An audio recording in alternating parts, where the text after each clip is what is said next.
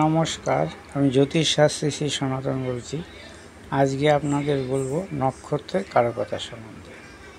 এই নক্ষত্র কারকতা সম্বন্ধে না জানলে জ্যোতিষ শেখা বা জ্যোতিষ সম্বন্ধে জ্ঞান ভালো হবে না।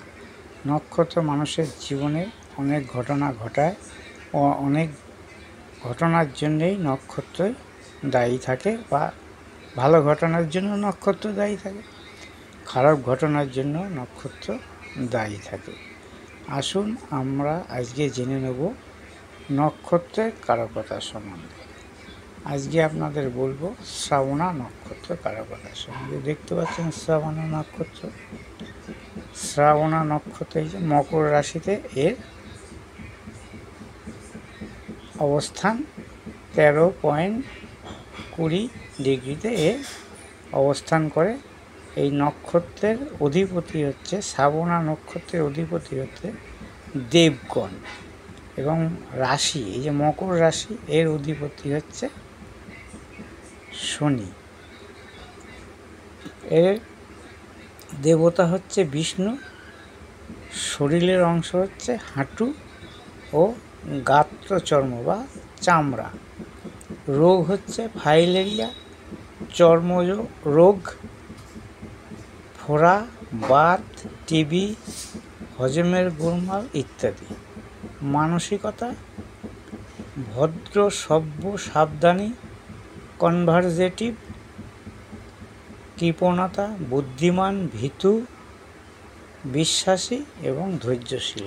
এই শ্রাবণা নক্ষত্রে যারা জন্মগ্রহণ করেন, দেখতে পাচ্ছেন শ্রাবণা নক্ষত্র, এই নক্ষত্রে যারা জন্মগ্রহণ করেন তাদের এই যে কথাগুলো বললাম সেগুলো ঘটবে।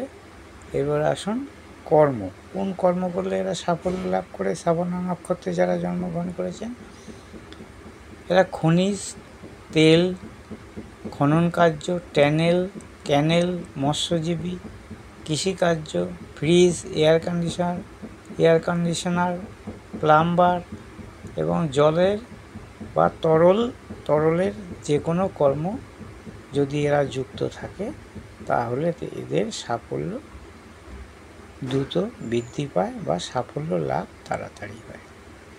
এই শ্রাবণা নক্ষত্র হচ্ছে চন্দ্রের, এবং মকর হচ্ছে যেই শ্রাবণা নক্ষত্র যেখানে অধিষ্ঠান করেছে তার হচ্ছে মকর রাশি, ও মকর রাশির অধিপতি হচ্ছে শনি। আমার মোবাইল নাম্বার হচ্ছে 9333828747। এই নম্বরে আপনারা আমার সঙ্গে যোগাযোগ করতে পারবেন। যদি কোনো সমস্যা, বৈবাহিক সমস্যা, সাংসারিক সমস্যা, লেখাপড়ার সমস্যা, উচ্চশিক্ষার সমস্যা, বিদেশ যাত্রা এবং যে কোনো সমস্যার সমাধানে করে থাকি খুব অল্প মূল্যে। যদি কারো প্রয়োজন হয় অবশ্যই এই নম্বরে যোগাযোগ করবেন।